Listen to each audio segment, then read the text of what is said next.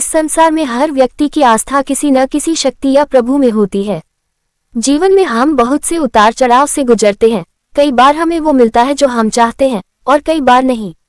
परंतु सच्ची आस्था की परीक्षा तब होती है जब हम जो चाहते हैं वो हमें नहीं मिलता, फिर भी हमारे दिल से प्रभु के लिए केवल कृतज्ञता ही निकलती है। यही सच्ची आस्था का मर्म है। इस कहानी में हम देखेंगे कि कैसे एक व्यक्ति अपनी आस्था की कठिन परीक्षा से गुजरता है और अंत में अपनी आस्था को और भी मजबूत पाता है। तारानकन कहानी का आरंभ। तारानकन। ये कहानी एक छोटे से गांव श्रद्धापुर की है, जहां लोग धर्म, कर्म और आस्था में गहरा विश्वास रखते थे। यहाँ के लोग सीधे सादे और धार्मिक प्रवृत्ति के थे। इस गांव में एक युवक रहता था जिसका नाम था अर्जुन। अर्जुन को बचपन से ही अपने परिवार से गहरे धार्मिक संस्कार मिले थे। वह हर सुबह गांव के मंदिर जाता, पूजा करता और दिन भर लोगों की सहायता करने में लगा रहता। अर्जुन के मन में यह विश्वास था कि प्रभु सबकी सुनते हैं और जो भी होता है वह प्रभु की इच्छा से ही होता है। अर्जुन का जीवन सरल और शांत था, लेकिन उसकी सबसे बड़ी समस्या थी कि वह बहुत गरीब था। गरीबी में भी उसने कभी अपने जीवन में शिकायत नहीं की और हमेशा ईश्वर का शुक्रिया अदा करता रहता कि वह अभी भी स्वस्थ है और उसे जीवन का आशीर्वाद प्राप्त है। तारानकन पहला अध्याय। आस्था और कठिनाइयां। तारानकन। अर्जुन के जीवन में कठिनाइयां धीरे धीरे बढ़ने लगी। उसकी खेती अच्छी नहीं हो रही थी, परिवार में बीमारियां फैलने लगी और आर्थिक संकट गहराता जा रहा था। गांव के लोग उसे देखकर दुखी होते थे, लेकिन अर्जुन हमेशा अपने चेहरे पर मुस्कान लिए कहता, जो भी हो रहा है वह प्रभु की इच्छा से हो रहा है, मुझे उन पर पूरा भरोसा है। समय बीतता गया, लेकिन अर्जुन की कठिनाइयां कम नहीं हो रही थी। उसकी पत्नी सीमा भी अब चिंता करने लगी थी। वह अर्जुन से कहती, क्यों न हम शहर जाकर कुछ काम करें, यहाँ हमारे पास अब कुछ भी नहीं बचा है। लेकिन अर्जुन अपनी आस्था में अडिग था।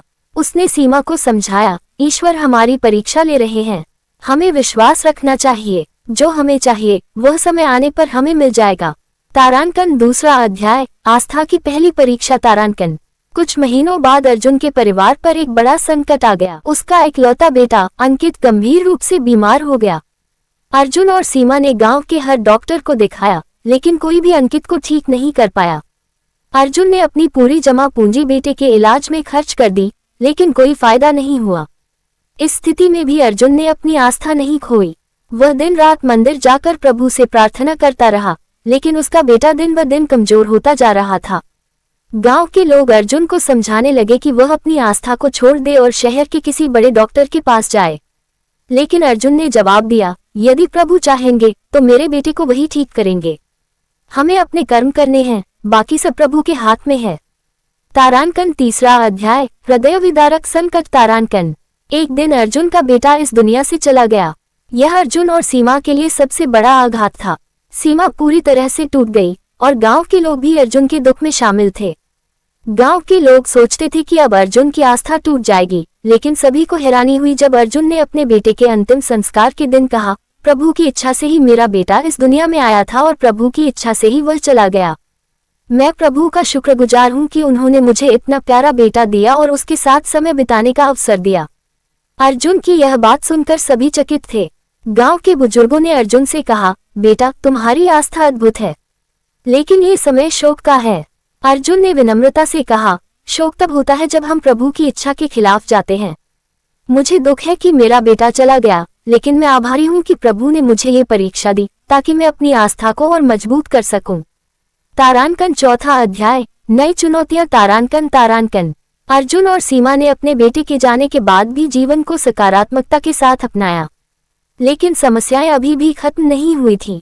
अर्जुन की खेती पूरी तरह से नष्ट हो चुकी थी और उसके पास अब जीविका चलाने के लिए कोई साधन नहीं था। सीमा ने अर्जुन से कहा, अब हमें कुछ करना होगा, हमें शहर जाकर काम ढूंढना होगा। लेकिन अर्जुन ने उत्तर दिया, प्रभु ने हमें यहाँ रखा है और हमें यहाँ ही कुछ करना होगा, हमें धैर्य रखना चाहिए। अर्जुन ने गांव में ही छोटे छोटे काम करना शुरू किया। वह लोगों के खेतों में मजदूरी करने लगा और धीरे धीरे उसने अपनी स्थिति को बेहतर बनाना शुरू किया। उसकी आस्था और कर्म के संगम ने उसे एक नई दिशा दी। अर्जुन का मानना था कि बिना कर्म के आस्था अधूरी होती है और इसलिए उसने मेहनत करना जारी रखा। तारानकन पांचवा अध्याय। आस्था की दूसरी परीक्षा। तारानकन। समय बीतता गया और अर्जुन ने धीरे धीरे अपनी स्थिति में सुधार किया। उसकी मेहनत रंग लाई और उसे एक बड़ा खेत खरीदने का मौका मिला। लेकिन ठीक उसी समय गांव में एक भयंकर सूखा पड़ गया। अर्जुन का पूरा खेत सूख गया और उसकी फसल नष्ट हो गई। यह अर्जुन के लिए एक और बड़ी परीक्षा थी। इस बार गांव के लोग भी निराश हो गए थे। उन्होंने अर्जुन से कहा, अब तो तुम्हें भी मानना चाहिए कि तुम्हारी आस्था तुम्हें केवल दुख ही दे रही है। लेकिन अर्जुन ने उत्तर दिया, प्रभु हमें तभी देते हैं जब हमें उसकी सबसे ज्यादा जरूरत होती है। ये सूखा भी प्रभु की इच्छा है और हमें इसे स्वीकार करना होगा। तारांकन 6वां अध्याय, प्रभु की कृपा। तारांकन। अर्जुन की यह आस्था और धैर्य देखकर गांव के लोग उसकी सराहना करने लगे। सूखे के बावजूद अर्जुन ने हार नहीं मानी और वह पूरी मेहनत और श्रद्धा से अपने कर्म में लगा रहा। उसने ईश्वर से कोई शिकायत नहीं की, बल्कि आभार व्यक्त किया कि उन्हें ये परीक्षा दी गई है ताकि वह अपनी आस्था को और मजबूत बना सके। हालांकि सूखा ने पूरे गांव की फसलें बर्बाद कर दी थी, लेकिन अर्जुन के खेत में कुछ फसल बची रह गई। लोगों ने इसे एक चमत्कार माना। अर्जुन ने फसल की थोड़ा सा हिस्सा अपने और परिवार के लिए रखा और बाकी गांव वालों में बांट दिया, जिससे उनके लिए भी राहत हो सके। लोगों के लिए ये किसी आशीर्वाद से कम नहीं था। गांव के बुजुर्गों ने अर्जुन की प्रशंसा करते हुए कहा, तुम्हारी आस्था ही तुम्हारी ताकत है। हमने पहले कभी किसी को इतनी धैर्य और श्रद्धा से अपनी परीक्षा का सामना करते नहीं देखा। अर्जुन ने विनम्रता से उत्तर दिया, ये सब प्रभु की कृपा है। जो उन्होंने मुझे दिया मैं उसका आभारी हूँ, और जो उन्होंने मुझसे लिया वह भी उनकी इच्छा थी। मुझे उनका हर आदेश स्वीकार है। तारांकन 7वां अध्याय, महान संदेश। तारांकन। अर्जुन का जीवन अब गांव के लोगों के लिए एक उदाहरण बन चुका था। धीरे धीरे गांव के लोगों ने अर्जुन के जीवन से बहुत कुछ सीखना शुरू कर दिया। उन्होंने ये समझा कि कठिन समय में भी प्रभु के प्रति अपनी आस्था और कृतज्ञता बनाए रखना ही सच्ची भक्ति है। अर्जुन ने गांव के युवाओं को भी यह सिखाया कि जीवन में जो भी कठिनाइयां आए, हमें कभी भी प्रभु से शिकायत नहीं करनी चाहिए, बल्कि उनका आभार व्यक्त करना चाहिए कि उन्होंने हमें अपनी परीक्षा के लिए चुना है। अर्जुन के जीवन से प्रेरित होकर गांव में कई बदलाव आने लगे। लोग अब पहले की तरह किसी भी कठिनाई में हार मानने की बजाय उसे स्वीकार करते हुए धैर्य और कर्म के साथ उससे निपटने की कोशिश करने लगे। गांव के युवाओं ने भी अर्जुन की तरह कर्म में विश्वास करना सीखा और वे भी अपने कार्यों में लगन और ईमानदारी से जुट गए। तारांकन 8वां अध्याय, कर्म और धर्म का मेल। तारांकन। अर्जुन ने अपने जीवन में जो सबसे बड़ा सबक सीखा था वह ये था कि धर्म केवल आस्था तक सीमित नहीं होता, बल्कि उसे कर्म से जोड़ना भी आवश्यक होता है। अर्जुन ने ये समझा कि बिना कर्म के धर्म की कोई परिभाषा नहीं हो सकती। प्रभु पर भरोसा करना जितना आवश्यक है, उतना ही आवश्यक है अपने कार्यों को ईमानदारी और मेहनत से करना। अर्जुन ने अपने परिवार और गांव वालों को ये बात समझाई, धर्म केवल पूजा पाठ तक सीमित नहीं है। धर्म का वास्तविक स्वरूप कर्म में है। अगर हम अपने कर्तव्यों का पालन करते हैं और दूसरों की भलाई के लिए कार्य करते हैं, तो हम सच्चे धर्म का पालन कर रहे हैं। गांव वालों ने अर्जुन की इस बात को मन से स्वीकार किया और धीरे धीरे ये गांव का मूल मंत्र बन गया। अब गांव में हर व्यक्ति ने ये निश्चय कर लिया था कि वे कर्म को ही अपने धर्म का आधार बनाएंगे।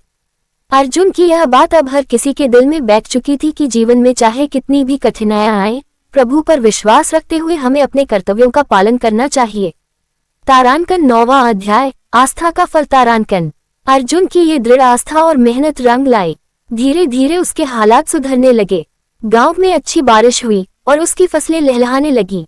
गांव वालों ने भी अर्जुन के मार्गदर्शन में मेहनत से काम करना शुरू किया और अब पूरे गांव में खुशहाली लौट आई। अर्जुन की आस्था और कर्म की मिसाल अब सिर्फ श्रद्धापुर गांव तक ही सीमित नहीं रही, बल्कि आसपास के गांवों में भी उसकी चर्चा होने लगी। लोग दूर दूर से अर्जुन से मिलने आते और उससे प्रेरणा लेते। अर्जुन अब सिर्फ एक साधारण व्यक्ति नहीं रहा, बल्कि एक आदर्श और प्रेरणा स्रोत बन चुका था। उसकी आस्था और कर्म का फल उसे मिला, लेकिन उसने कभी इसे अपने लिए नहीं सोचा। उसने हमेशा अपने परिवार, समाज और प्रभु के प्रति कृतज्ञता व्यक्त की। तारांकन 10वां अध्याय, आस्था की पराकाष्ठा। तारांकन। अर्जुन की जीवन यात्रा एक ऐसे व्यक्ति की कहानी है जिसने अपने विश्वास और कर्म को कभी नहीं छोड़ा, चाहे कैसी भी कठिनाइयां उसके सामने क्यों न आईं। उसकी आस्था की पराकाष्ठा तब देखने को मिली जब एक बार गांव में फिर से अकाल पड़ा। इस बार भी अर्जुन ने हार नहीं मानी।